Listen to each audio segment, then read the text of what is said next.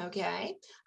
Once again, this is the Central Arkansas Library System's Writing Circle presents Kai Coggin. Kai, whose pronouns are she and her, is the author of 4 collections, most recently Mining for Stardust, published by Flower Song Press just a couple months ago, as a matter of fact. She's a queer woman of color who thinks Black Lives Matter, a teaching artist in poetry with the Arkansas Arts Council, and host of the longest running consecutive weekly open mic series in the country, Wednesday Night Poetry. Recently, she was awarded the 2021 Governor's Arts Award and named the best poet in Arkansas by the Arkansas Times. Her fierce and powerful poetry has been nominated 4 times for the Pushcart Prize, as well as Bettering American Poetry 2015, the Best of the Net 2016, 2018, and 2021.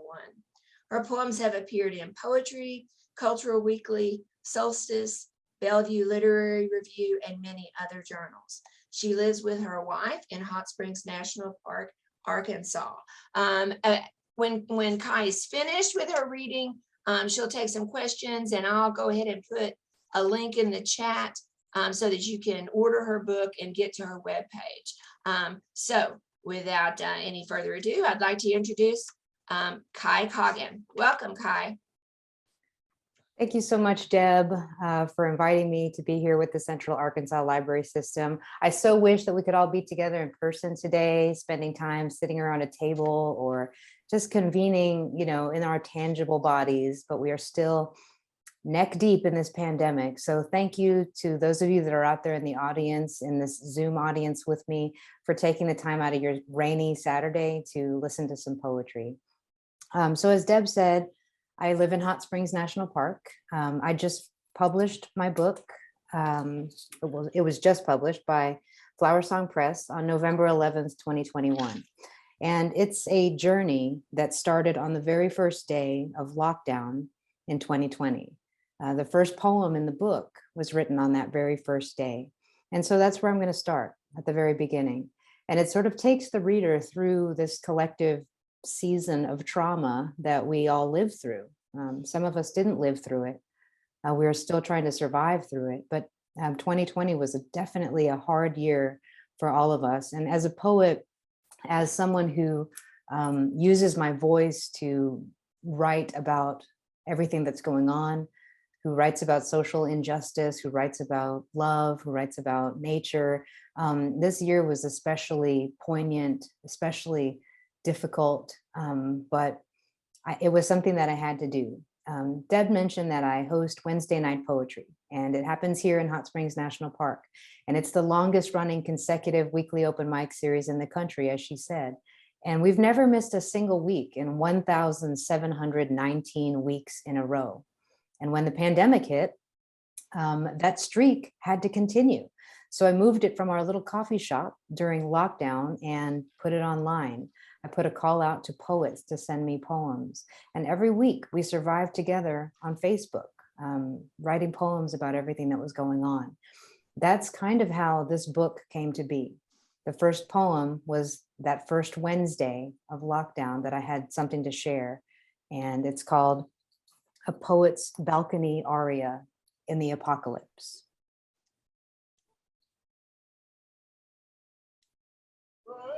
Through my headphones, I listen as a quarantined Italian tenor balcony serenades the empty streets and rooftops of Florence. I listen as his climax permeates the sky like an arrow into my heart. Nessun dorma, none shall sleep. Eyes are finally opening to our own collective frailty. I play the aria again for my love, and we watch the strength of the air pulled into the tenor's chest, the breath released with a high B vincero as he clutches the balcony railing, bursting at the seams with feeling for his country, for his people on their solitary balconies. He picks his little son up into his arms as if to say, "We will survive this." And sky sings another vincero. I will be victorious.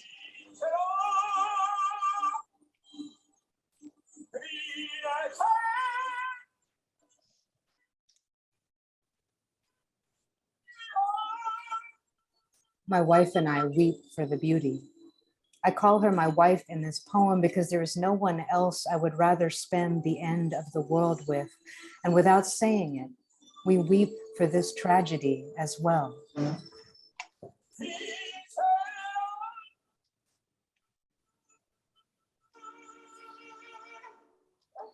She goes about filling the first hummingbird feeder of the season, and I write this poem with an aria in my throat.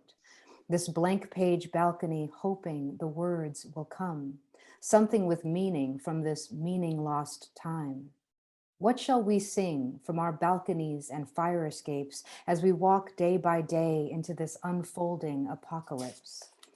What will we cling to in the dark? What matters most to you when tomorrow is no longer yours?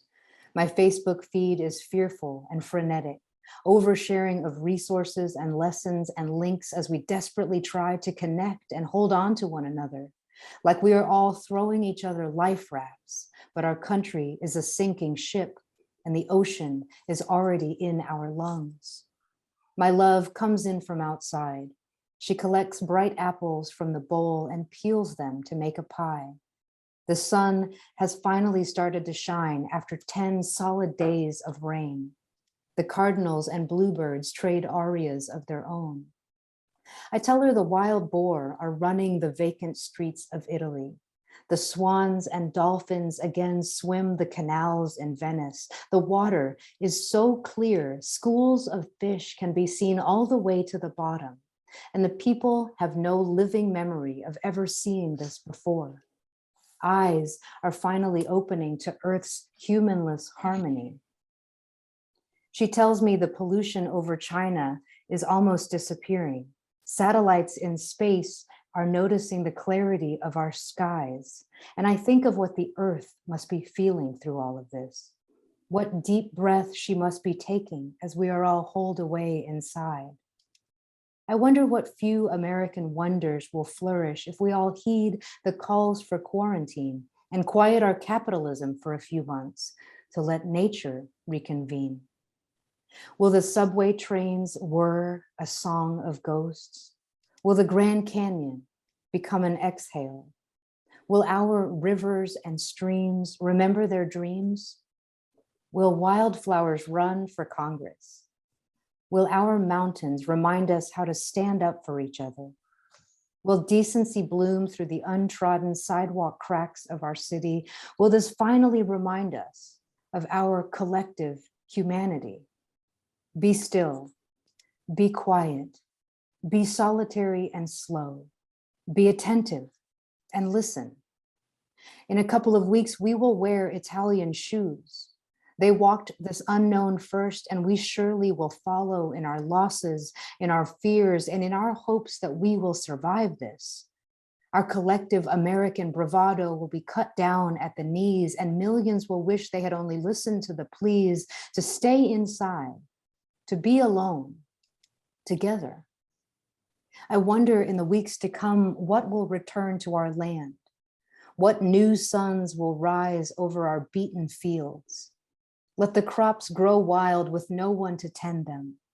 Let the birds own the spring again with their nesting and song.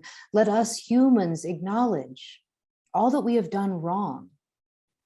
Let the parents feel their children closer and slow themselves down and be present, learning lessons like communicating expression or shaving with dad or tying a tie or collecting all the apples together and baking a pie. Let the parents slow down and remember the wonders of imagination and take their children on indoor adventures of the heart. This is the most important way that you can do your part. Let the walls be broken down and the uniting bridges stand tall. There is no real separation when the danger comes for us all. Let the cloud we didn't even know we were living under lift. Let what truly matters matter more than ever. Maybe that is the gift. Who are you spending the end of the world with tonight? Do yourself a favor and hold them tight. So that's the very first poem in the book. And it was the first poem I wrote in the pandemic. And it was perhaps an idealistic view of what possibly was about to happen. I had no idea that we would still be in it 22 months later, 21 months later, still neck deep in all of this. I had hopes that we would all take a pause and maybe learn something together, being in isolation and going through this. And some of us have, but a lot of us haven't. So I'm going to read I'm just going to keep going here. The book is fairly chronological to what happened in 2020. I was doing the National Poetry Month 30-30 challenge. And so in April, which was just a couple of weeks after the beginning of the lockdown, I was challenged to write a poem a day, 30 poems in 30 days. And so this is written on the first day of April. And Deb, do you mind muting yourself? Oh, I'm terribly sorry. Thank you. Morning song 2 weeks into the pandemic. It's the morning on the first day of National Poetry Month, and all I can hear this morning is morning. Morning Poetry Month, National Morning Month, National Poetry Morning with a U. It slips into every line, moves stark against words, this unsettling reality settling in every sound this morning of all we do not yet know, of all that we have lost. 5,000 today, or is it 5 million? And all of my pages are white flags at half-mast this morning. Planting seeds and tasting flowers during the end of days. So like a lot of us, my partner Joanne and I, we spent a lot of time in the garden, and we're lucky to be able to do that living here in the natural state. So this is a poem that's about planting some seeds. Planting seeds and tasting flowers during the end of days. We plant seeds in the rain today, a slow drizzle falling on our faces as we bend over the little herb garden bed. We share a pair of green knee pads, both wearing one on our right leg like the uniform of some rogue gardening gang. The rain beads on our slick jackets as we sprinkle arugula, spinach, basil, thyme, and I cannot help but think of the little ancient line about the wise man planting a tree under whose shade he will never sit. And in these days of darkness and death, is this simple act of planting seeds an act of survival? I pull myself from that thought and come back to the rain falling gently, the cool breeze and my gloveless hands, how I want to feel the dirt cake my palms in meaning. I want to feel the earth merge with my skin, want to take in this cycle of birth and blooming. I plant my palm full of seeds and shuffle the soil gently with my fingers like a spell of hope cast into the grains of terra. We plant red star and white cypress vines for the hummingbirds, and I can already see them climbing and swirling the stone wall and bamboo, spilling over like a watercolor. I go inside and pour each of us a shot of soft rose liqueur in the hand-printed geisha glasses I got in Japan at the airport. We swirl our wrists like climbing vines and taste flowers, roses on our lips. I learned that when you cheers with someone, you always look the other person in the eyes.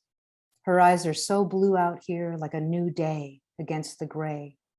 I kiss her, and the rain kisses our cheeks and kisses the newly buried, soon-to-be herbs, and our first seed planting phase is done.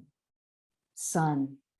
Phase 2 up in the new bamboo-walled garden is a little more technical, less willy-nilly. This is serious business.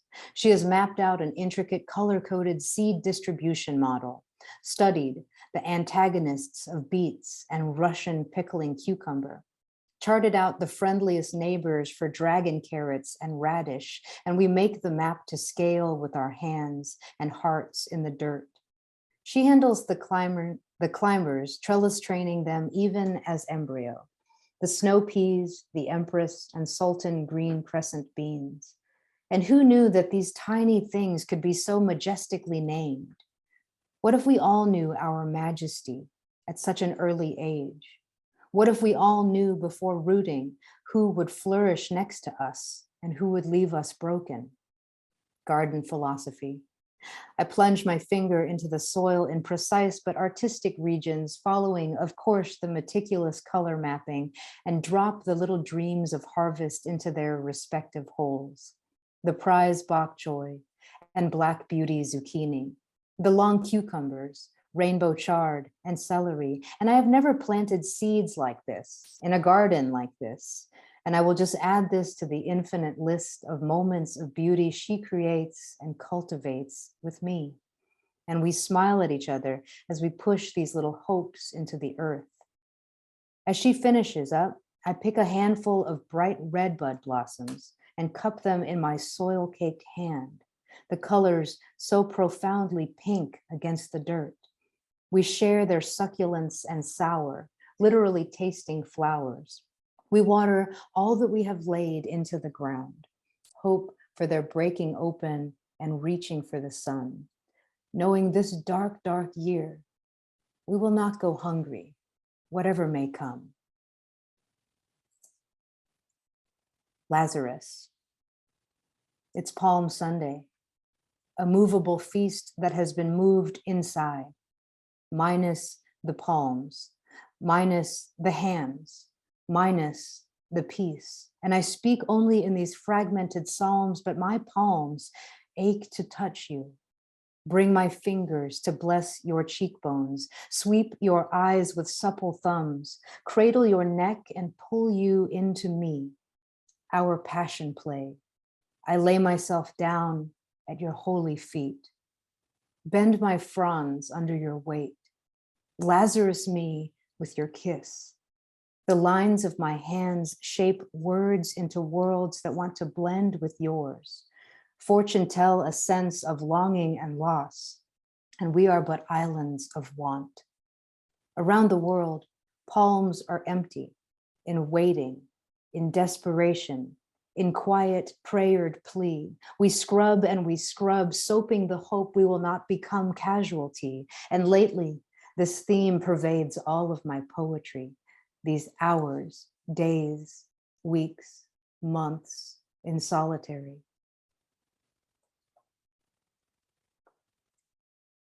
So being in Hot Springs National Park and living on, living basically in a valley surrounded by trees, it's a very different experience than when I lived in Houston in the city.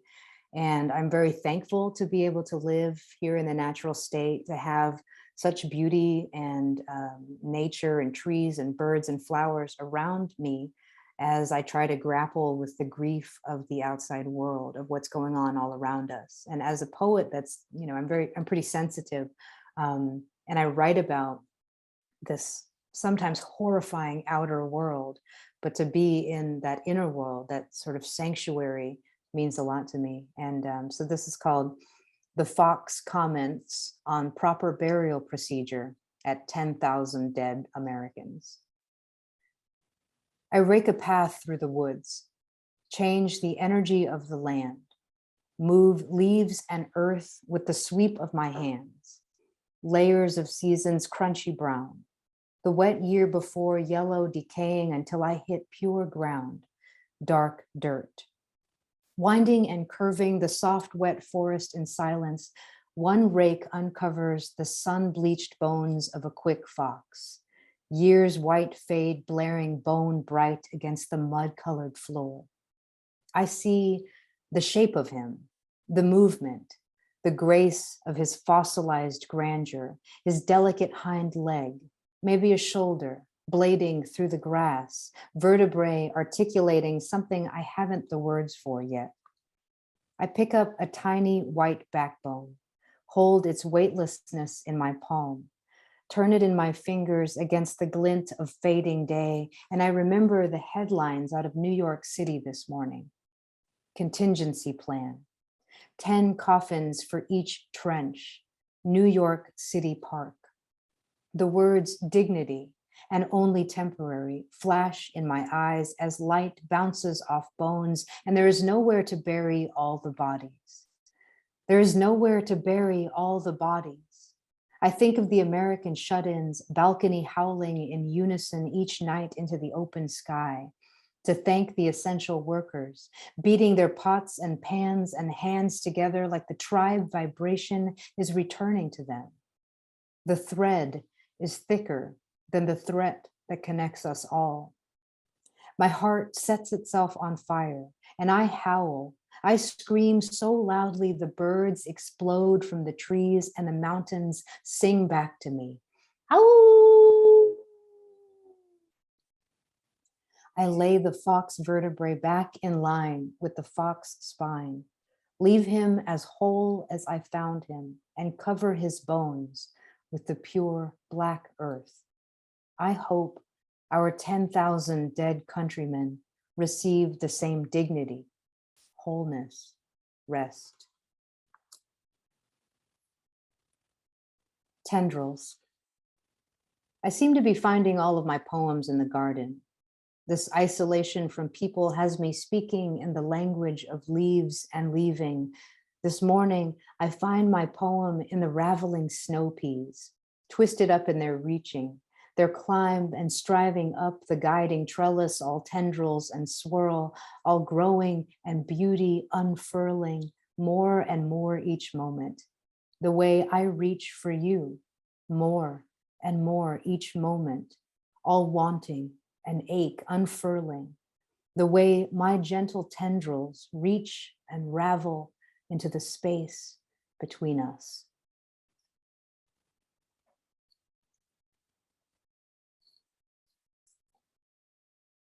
The next poem, I wrote it on Memorial Day. On Memorial Day 2020, we hit our first really major landmark, milestone, and it was the 100,000 mark. So this is called Makeshift Memorial. We crossed over the 100,000 mark like it was just another Tuesday. No fanfare, no flourish of flowers left on 100,000 graves, funeralless limbo walkers who disappear like a fog into the history we are writing with our collective inadequacy to be decent to each other. A memorial is an object which serves as a focus for the memory or commemoration of something, usually an influential deceased person or a historical tragic event. Wikipedia. From behind a mask, I whisper 100,000 names on the day we call memorial, because something should be done to remember the living as they slip away. The uptick in numbers that were never just numbers, but bodies full of breath, full of breath, full of breath, full of breath. Knees and arms, ankles and bellies, cheeks that dimpled at smiles, gaps in teeth, snores when she sleeps, feet that once learned to tango, earlobes once kissed in moonlight, curls of hair silkened to white, his aching back that worked so hard in the field, her childbearing hips leaving children behind, hands and hands and hands that reach for mine in my mind. Not just numbers, but human beings, reduced, reduced, reduced until the only common denominator is how quickly they are forgotten in this pandemic pandemonium. I can't sit with that. No, not today.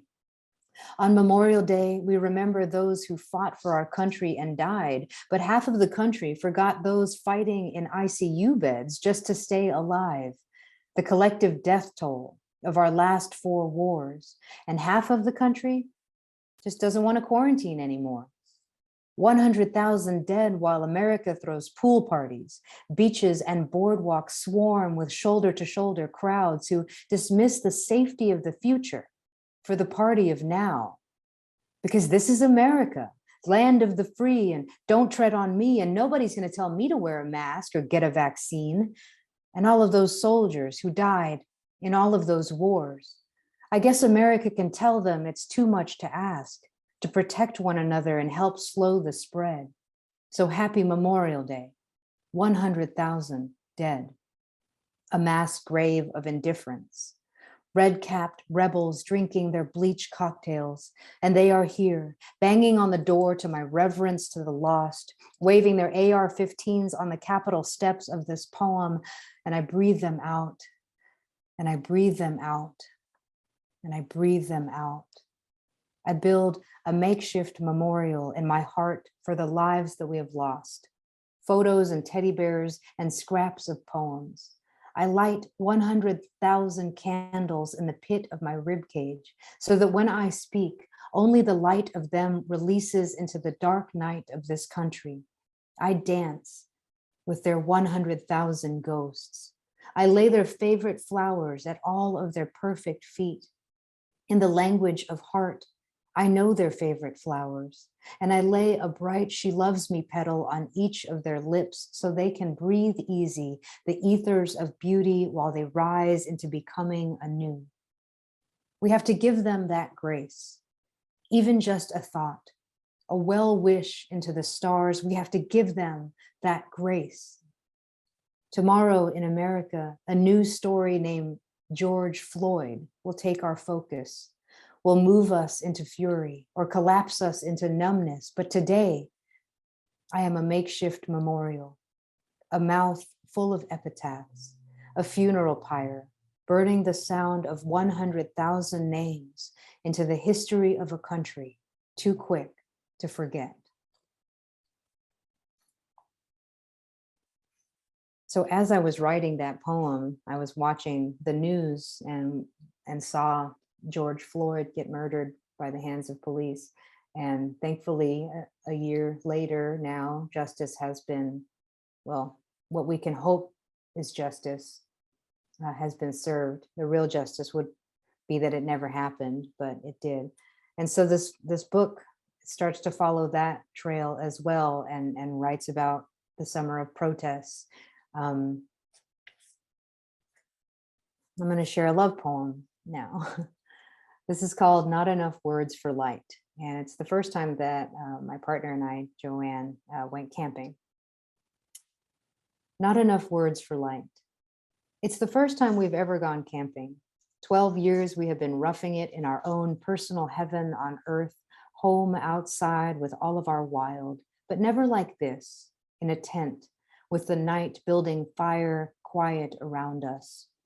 There are logs burning, crackling like our tongues against the darkening sky, and you tell me we'll be able to see the Milky Way from here. It's one of those lights out campsites that cultivates stargazing, and a galaxy hangs from my heart and spins towards you. A veil of lights drops or lifts or suddenly manifests from the ground up and all around us, as though pinprick holes were cut in the grass and trees. Everywhere there are tiny dances of floating light, not just summer night firefly light, but every single branch of every single tree lit up and sparkling, like glimmer never knew its definition until now. We walk across the meadow to sit on the hood of the car, a drive-in movie of movement and flight.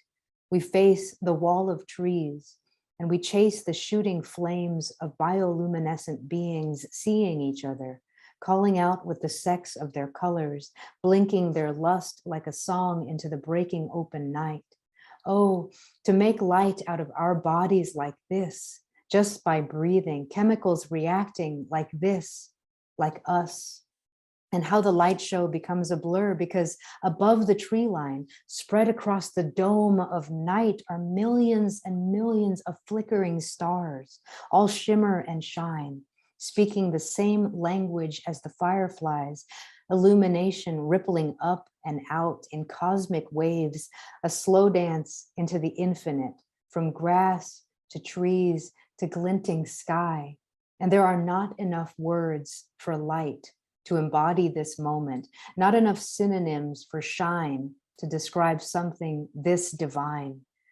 And yes, we sat in wonder, and maybe we slow danced, and maybe we kissed, and poets wait their whole lives for love scenes like this. And even in this earnest retelling, remembering sleep underneath all of those stars, rolling over into your arms and waking up covered in dew.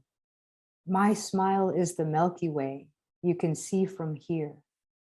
And it shines, darling. It shines for you.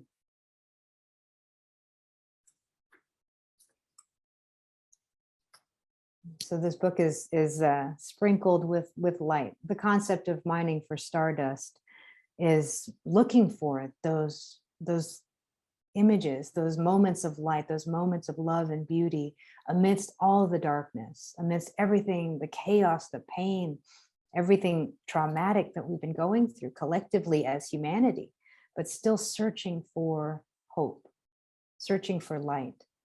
And it was hard to find hope during that year. It still is sometimes. You know, we're about to cross over into 1 million Americans dead, not 100,000, but 1 million. We're at about 850,000 right now. And that's just, it seems unfathomable to me. But it in fact is a reality.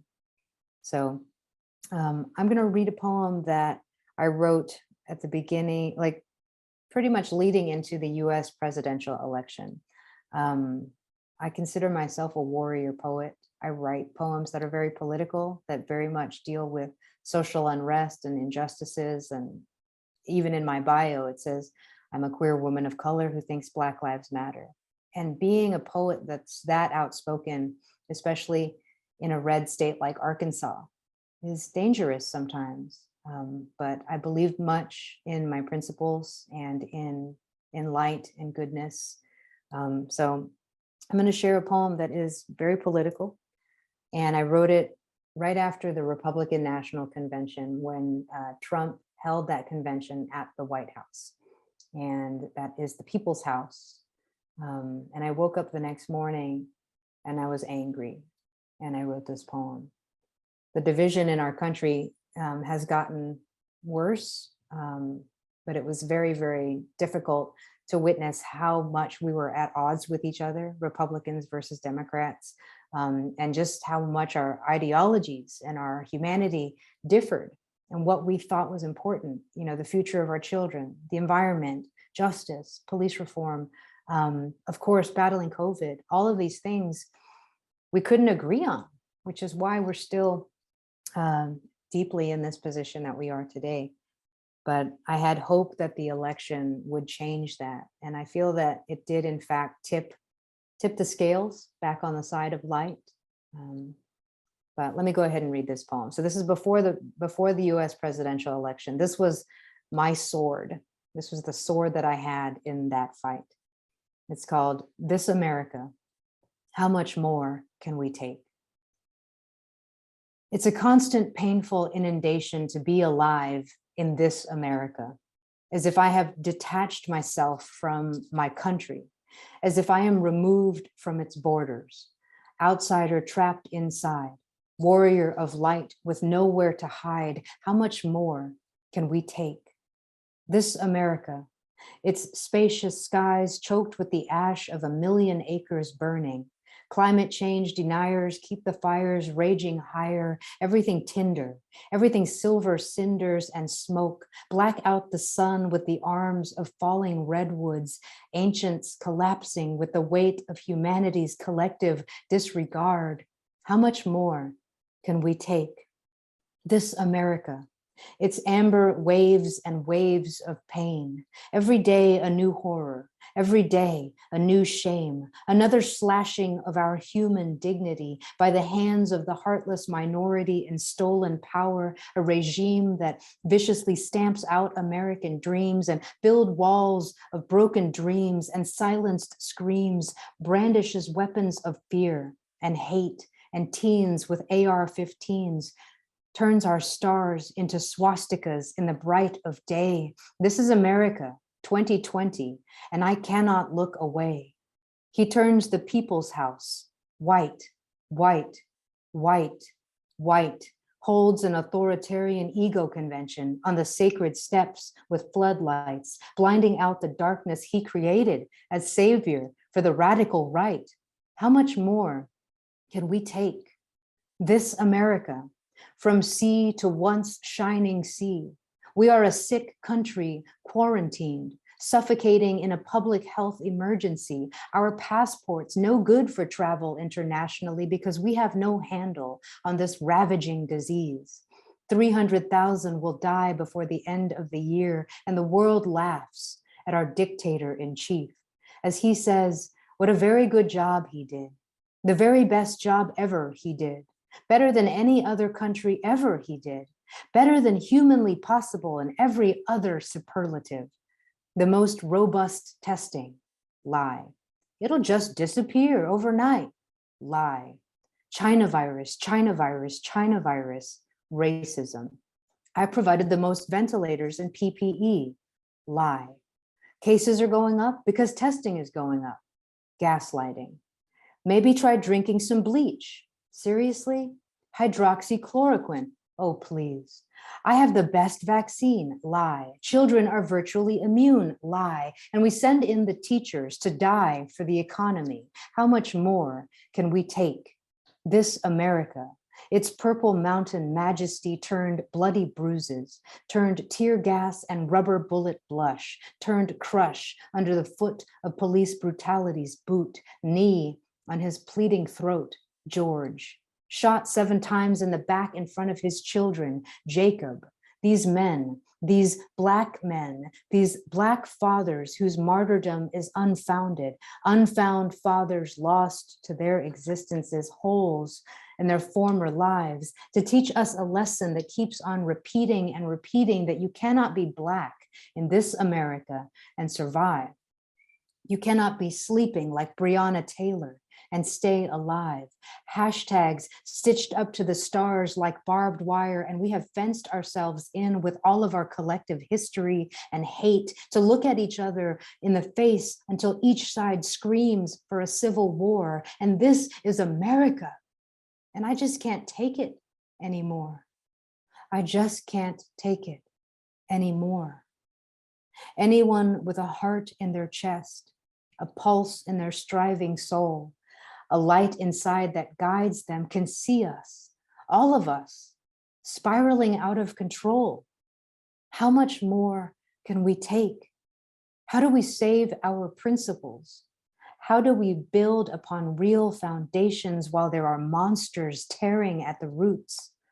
How do we save our democracy, our liberties, our virtues? How do we taste hope on our lips again? Vanquish the oligarch and his mob of evil men. Open your heart even wider, though it may be broken. Tell truth to power, though your voice might be shaking. Embolden justice, progress, inclusivity, brotherhood, empathy, and light. This is still our America. This is still our America. And we are still in this fight. Thank you for allowing me to read that poem. It always brings me right back to those visceral feelings of living through all of that and witnessing all of that with an open heart. And I'm sure that many of you out there remember how hard it was in those days. I definitely don't want to leave us in the dark. The poems in the book do not leave us in the dark also. They end with light, with hope, with the end of a tunnel. And so I'm going to let you read those poems for yourself to see how the book ends. But one thing that was beautiful that happened during 2020 is that I got married. And I married my wife, Joanne, and we got married on Zoom in our garden. And people all over the world, our friends and family from all over the world, were able to come and witness our love, which is something that might not have been able to happen were we not on Zoom. We didn't have to pay for catering either. So it was a beautiful day. And this is the very first poem that I wrote after I got to finally call her my wife after 13 years. So this is called Filling Spice Jars as Your Wife. It was originally published in Poetry Magazine. It seems like all my poems after this will be different. They will hold a different weight, like how the weight of my heart has shifted into indistinguishable float, into lifting cloud, into weightless flight tonight as the rain gently falls on the summer-heated tin roof, the din of casual raindrops and warm, low lights glowing and wind blowing through the house. We have all our doors and windows open. We have all our doors and windows open, and I am pouring spices into glass, cumin, ground sage, and it's hard to describe this moment within the confines of a page. Tiny hills of vibrant color and intoxicating fragrance, and you hear the cadence of my heart from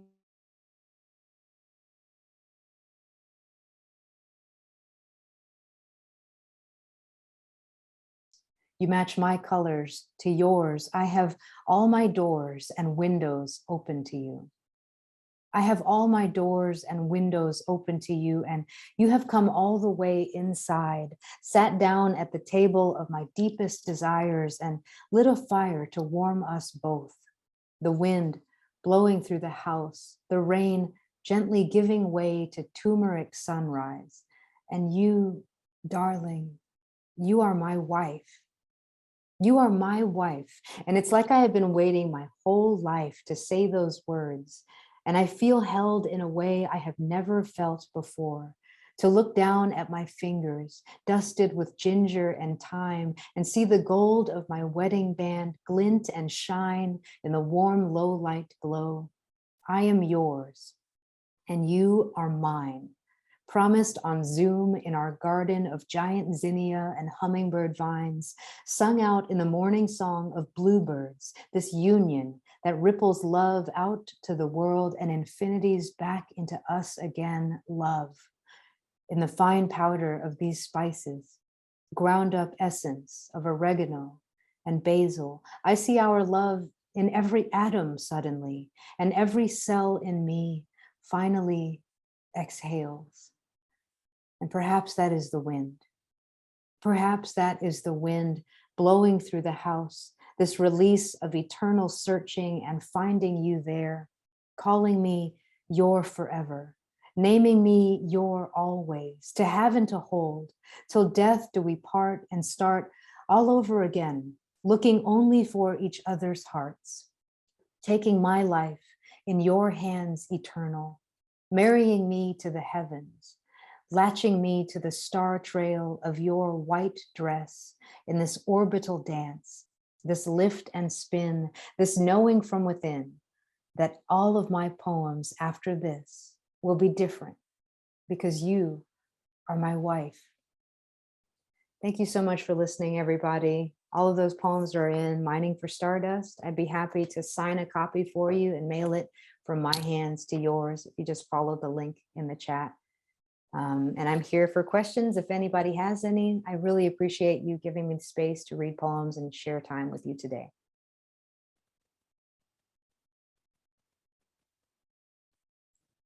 That was absolutely wonderful.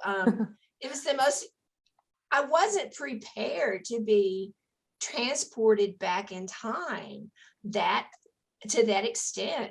I did want to let you know before folks got to asking you questions that you were getting comments in the chat, but they were only coming to me because I guess it was set that way. So at the very beginning, there was a comment that said bravo. That was right after we started. And then the one that was when you talked about the hardest part of last year, somebody said tears in a harbor.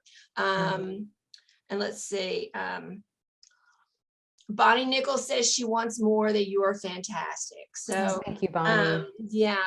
So anyway, I'm just gonna let you guys, if you've got a question for Kai, go ahead and just unmute yourself and go ahead and ask your question. And I did include a link in your chat to Kai's webpage and to a place for you to purchase her book. And I have put it on order for Cal. So, wonderful. Hopefully we'll have it there at the library very soon. Okay, so did you guys have questions?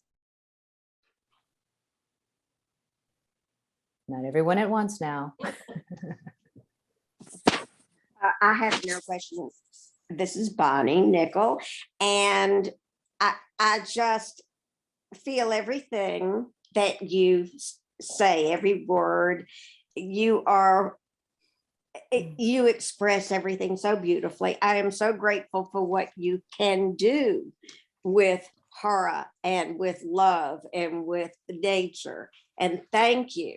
And please, I want one of your books, and I want you to sign it. Oh, I would love to sign one for you, Bonnie. Thank you so much for those words. It means a lot to hear from someone else here in Arkansas. So we're not alone here. There's many blue flames in this dreadfully red state, but we've got friends all over here, and we're writing poems and we're singing songs, and we're voting. That's the most important thing. We're going to keep on voting. So thanks for being here, Bonnie. That just means a whole lot to me, and I would love to sign a book for you. Thank you. Kai's also going to be doing a masterclass for us next month. So just keep your watch on the library webpage to find details for that, or check your inbox for our email every week. That's going to be just go to cals.org and just hover on events, and you'll see writing circle there, and you can find all of the writing classes that way, or just send me an email. That will work too. I'm really excited about that, just to spend time and write with you all. And Fabiola, gracias. Thank you for your hearts. I've seen them while I was reading your heart emojis, and I just want to thank you for being there on the other side of this. So thank you. Hope everybody stays safe. Thank you. Crazy. Oh, yay. You're welcome. Just stay safe out there. And thank you so much, Deb, for having me in Central Arkansas Library System. I really look forward to coming soon and reading in person, when all of this is on the other side of where it is now. Oh, we're very fortunate to have you. Yes, I'm just thrilled. And I will be sitting there with my pencil when for your class next week too. So wonderful. Yeah, absolutely. Thank you so much, Deb. Yes. It's Bonnie again. Excuse me. Did you give a date and time? Will you post that for the master again for us today, so I can get it? Oh, today? Yes. Well, yes. Hold on. Let me get that very quick. Bonnie, I think it's February 18th, if I'm not mistaken, Deb. Let me I think just that's what we verify that. I know it's in February.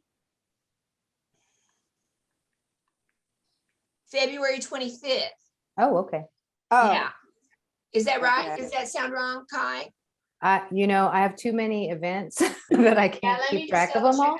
So I believe you. That's a Friday. It's a Friday at noon. We're doing a lunch and learn kind of master class. That's right. And so it may already be up on the webpage. I may have already done that. I honestly don't remember now. But and it's Zoom also. So it's this same song and dance that we're having to do right now. But fortunately, she is incredible on this medium. So it's not going to be any hassle for her, I don't think. So anybody else have any other questions for Kai? Deb, do you have a question? Oh my gosh. I guess I'm curious about, let me put my video up so I'm not disembodied. I'm just curious about how you felt. Like, you wrote an entire book during a period of time when I can barely write my name.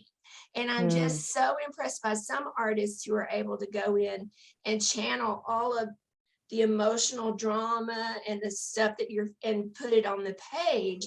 Whereas for me, I've essentially been landlocked. And so I would just love to hear any suggestions you have, kind of helpful tips for those of us who can't get to shore, so that we can't get to our safe place to do our writing. So anything you have, suggestions, things that help you.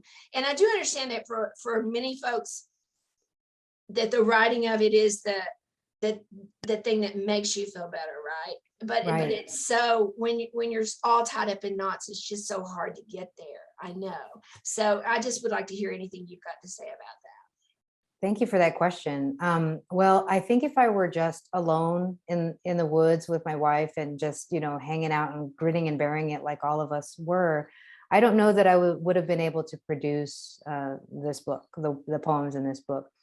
But I was spearheading a community each week online, and thousands of poets were joining me. Over 85 weeks, 4,000 poets from 6 of the 7 continents all over the planet joined Wednesday Night Poetry. And we were sort of processing this collective experience together in poems. And every week I would record the first poem, the introduction, and I would introduce the series, and then it would go on to the 40 or 50 poets behind me every single week. And so if it wasn't for that, if I didn't feel like I had to make an introduction and write a new poem or process whatever had been going on the week before, I would not have written this book. I would have just been tangled in those knots of grief and worry, just like most of us were. But I stepped outside of myself, and I stepped outside of my individual pain to try to bring wisdom or solace or peace or anger, righteous anger, to all that was going on, and this forum and having Wednesday Night Poetry and being heard every week saved my life. And people, I did something the second week of Wednesday Night Poetry, which is I put my hand up to the screen like this, Deb, and I encouraged whoever was on the other side to touch my hand from their phone or their computer screen. We couldn't touch each other anymore, and people literally from Ireland, from France, from all over the United States, they were sending me pictures of themselves touching their laptops, touching their cell phones. And it was sort of this transcendent ability to still reach each other, though we couldn't see each other anymore, And so it was having that really drove me to try to give voice to what we were experiencing. Another reason is that all of those numbers, Deb and Fabiola and Bonnie, all those numbers, those people that died, those humans, those moms and dads and grandmas and grandpas and aunts and uncles and daughters and sons, they were people. They had lives and histories and eccentricities and weird habits and funny clothes. And, some of them, just they had whole lives. And I personally did not want them to just be forgotten. So it was important for me to write a living archive that we could go back to those times and process. We could go back. Deb, you said you felt like you were kind of in a time machine going back to 2020. And I wanted that. I didn't intend for that to happen, but at the end of it, I knew that is what had happened, that we could go back and that we could name those moments. We could face those moments again. We could face, George Floyd being murdered. We could face and name the atrocities that the last administration plagued us with, and the damage that is still done as a result of the last administration. The glimmer of hope, the way that this book ends, is during the inauguration of the new president. My publisher was ready to publish this book in August of 2020. And I said, it's not finished yet. It's just not finished yet. I couldn't leave my readers where we were. We were still in the dark. And I'm not one, if you go to any of my 4 books, I never leave my reader in the dark. I address trauma. I talk about difficult things and painful things, but there's always that stardust. There's always that light that you can cling to, even when you're in the darkest dark. I won't leave you there. And so that's kind of where this book goes at the end. And there's a lot of other poems that have nothing to do with the pandemic. There's some silly poems. There's a poem about my mom. There's a poem about my dogs. There's a poem about my koi fish, but I felt like today the set that I was reading was appropriate, because here we are again in this 4th wave now.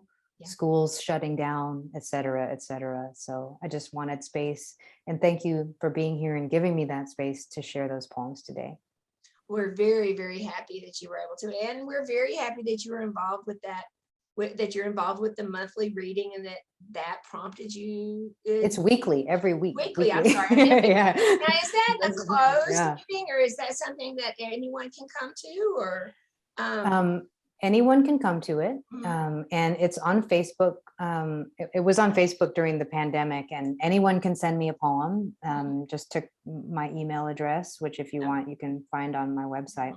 But yeah, so people from all over the world, Nigeria, China, like people all over the world were sending me videos of poems. And so it became a historical archive through poetry of what we all went Sure. through. So it's really neat. But I mean, it took up all of the memory on my laptop, like by the second week. So I had to get an external hard drive to get all those videos off every week. But, you know, if some alien in the future ever finds it, they will see this archive of what we went through the lens of poems. And so I think that's it gave me purpose during the pandemic. Otherwise I would have just been there, you know, tied up in knots with you, Deb, and with most of us, you know. So Well, we're I very think you thankful. need, yeah, I'd love a documentarian to put together what you collected. mm. That would be fabulous. What a film that would be. Well, Bonnie, if you know one, you send them my way, okay? Well, thank you so much, Kai Coggin, and you guys again, come back next month and we'll have a master class in poetry, and really looking forward to that. Don't forget to check your newsletter for your emails. Check your email for your newsletters. And And and please we'll- go to my website. Go to the yes, go website to in the the chat website. there. It's in And the- Okay. order your copy, and Yeah, I'll sign it for you and get it in the mail to you on That's Monday. awesome. Well, Have it, yeah.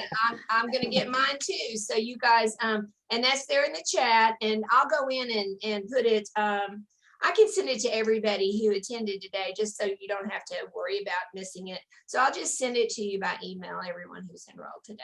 So Thank you. thank you so much. Thank you, And, Deb. everybody stay safe. Thank you, Kai. Bye. See you next Bye-bye. time. Thank you so Bye, much. everybody. Goodbye.